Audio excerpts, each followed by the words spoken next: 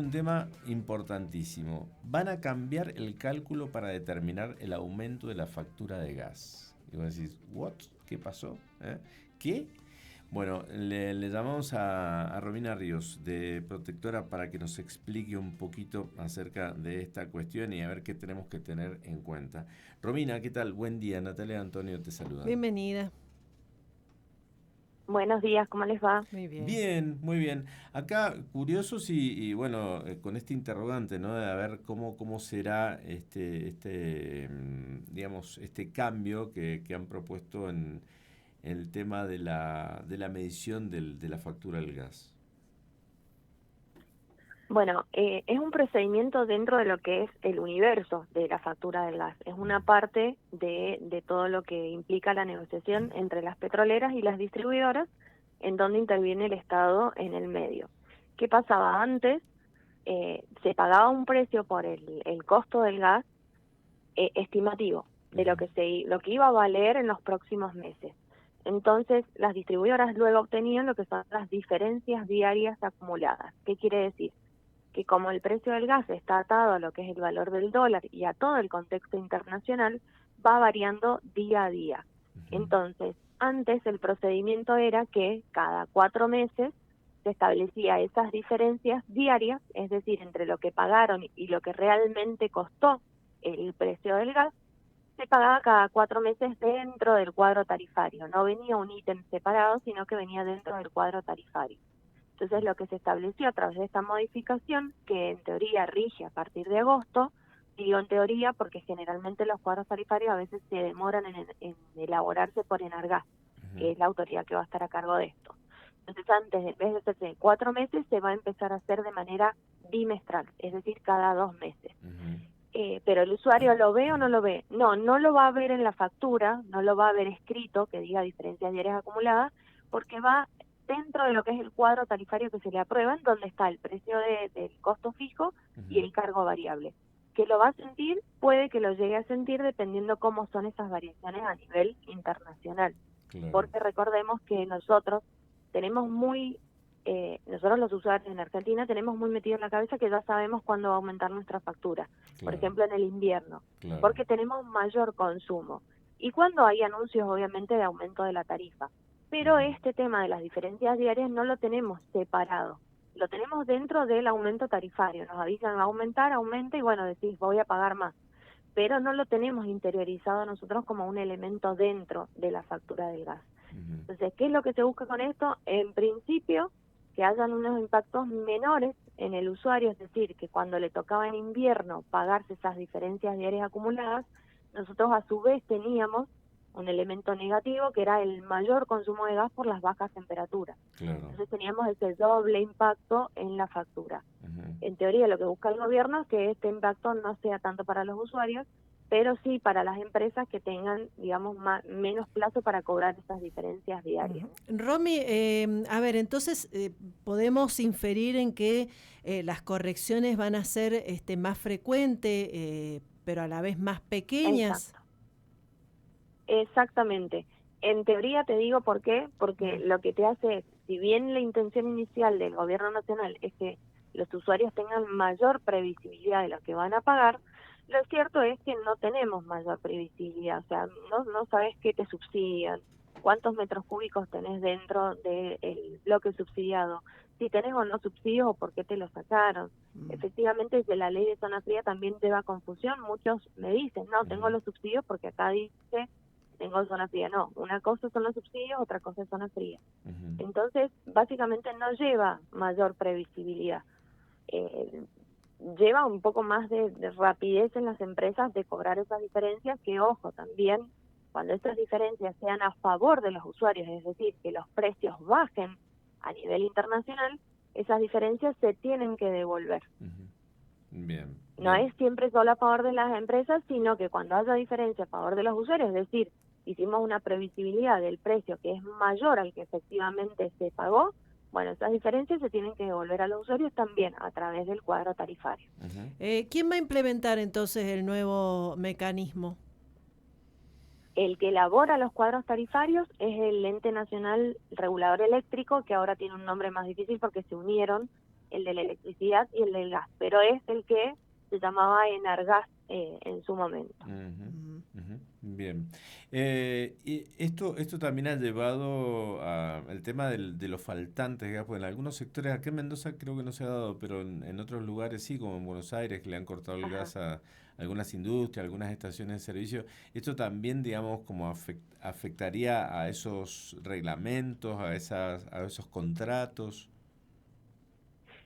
Lo que intentan siempre buscar es que no se afecte ese contrato, pero sí, cuando hay un consumo alto o excesivo en temporadas, por ejemplo, como las del invierno, siempre lo que hay es una prioridad en cuidar el abastecimiento para los hogares.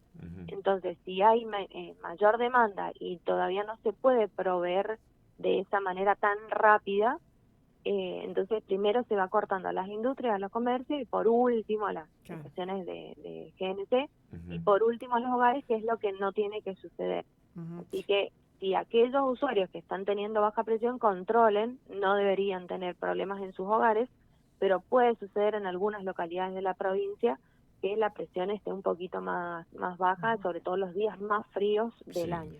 Romy, entonces podemos puntualizar algunos tips importantes que vos, porque entre tanta cosa y que el usuario que va a aparecer, que no va a aparecer, ¿con qué factura lo vamos a reflejar? Claro, supuestamente con la de agosto, pero digo, puntualicemos algo importante si es que algo tenemos que prestarle atención y ahí vamos a notar la diferencia.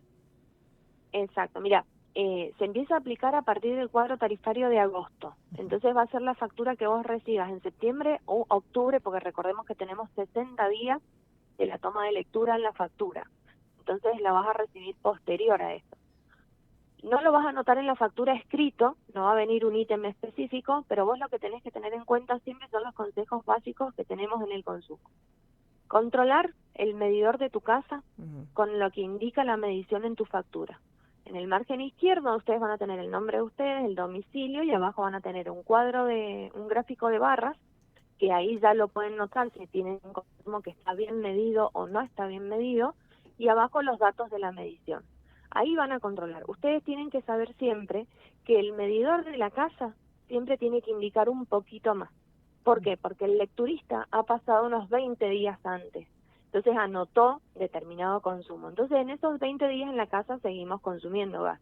Ahora, cuando el medidor de mi casa indique menos que lo que tengo en la factura, ahí ha habido un problema. O que se equivocaron en tomar la lectura, o que no pasaron y hicieron una lectura estimada. Claro. ¿Por qué les digo esto? Porque hemos tenido varios casos, ya venimos hace 3 semanas reclamándolo, y algunos pasaron a la instancia de Enargas como autoridad de control, porque al no poder tomar esa lectura o al tomarla mal a la lectura, después la empresa te toma la diferencia en una sola factura. Entonces un usuario pasó de pagar a lo mejor 20.000 pesos en una factura a pagar 170.000 en otra. Claro. ¿Y fue porque consumió mucho? No. Fue porque todas esas diferencias en la facturación se las acumularon en una sola factura, que eso no se puede realizar también, es ilegal. La empresa tiene permitido en determinadas circunstancias hacer lecturas estimadas, no cuando quiera o se le antoje. Y en esos casos el contribuyente, el usuario, ¿tiene que hacer un reclamo al Enargas o a la empresa primero? A la empresa primero, siempre a la empresa, solicitar que ese consumo medido, si está bien medido en la corrección, sea prorrateado en varias facturas, porque obviamente no cualquier usuario puede pagar esa diferencia. Ahí es cuando yo les decía lo de la previsibilidad. Muchas veces pasa esto y vos decís, bueno, en vez de 20 pagaré 30 porque consumí más y de repente pagó 170. Entonces, hacer el reclamo primero a la empresa con número de reclamos. Si la empresa no responde o me responde rechazándome el reclamo, entonces ahí sí, ante la autoridad de control, el ente de control que es Enargas, que también lo pueden hacer de manera online, tienen un correo electrónico, no hace falta que vayan a la oficina regional que tienen en Mendoza. Ténganlo muy en cuenta, pues sucede también con la electricidad. Cuando a mí me acumulan ese consumo de gas, te van a decir, bueno, sí, pero no lo pagaste en junio, lo estás pagando ahora en julio. Sí, pero en junio yo tenía otra tarifa y ahora acumulándome me hacen pasar de categoría. En vez de ser, por ejemplo, R1, paso a ser R2.2 o R3, que pagan otros costos, te pagan otro cargo variable y otro cargo fijo. Por una negligencia Entonces, de también, ellos. Exacto, también me excedo en el bloque de consumo subsidiado. Claro. Si yo soy un usuario que tengo los subsidios, Puedo y perderlo. obviamente un poquito me van a subsidiar y el excedente me lo van a cobrar a tarifa plena. Así que tengan en cuenta esto porque ha pasado, se repite, en el 2019 la empresa lo negó rotundamente, resulta que después bajo una inspección, una auditoría de Energas, se comprobó y se aplicó una multa multimillonaria para la empresa. Entonces la empresa les va a decir siempre que no. La forma más fácil es que mes a mes controlen la medición del medidor de la casa, los primeros números, no los últimos 3, que ese es el cuenta vueltas, con lo que indica la factura. Y ahí ustedes van a saber a simples rasgos si va medianamente bien la facturación, el consumo medido en la facturación. Claro, es un esfuerzo que hay que hacer, evidentemente un esfuerzo que el usuario generalmente no está acostumbrado a hacer, va, lo paga. Y la última parte, suelen devolverte esa plata o te la pasan para adelante, una cosa así. ¿Tiene resultado positivo este tipo de cosas o no? Cuando haces el reclamo. Mira, en la mayoría de los casos sí. Te van a devolver cuando te cobraron de más.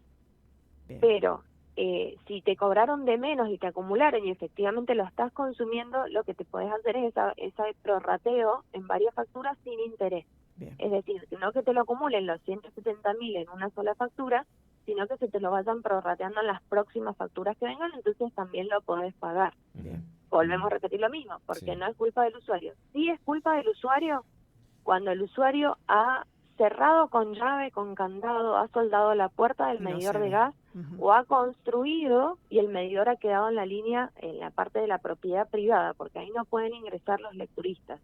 Entonces siempre vayan teniéndolo en cuenta si hay algún desarreglo porque no pasó, no pudo, es un edificio con departamentos donde el encargado no estaba para abrirle al lecturista y demás, ustedes pueden informar la lectura del medidor también a través de la página web.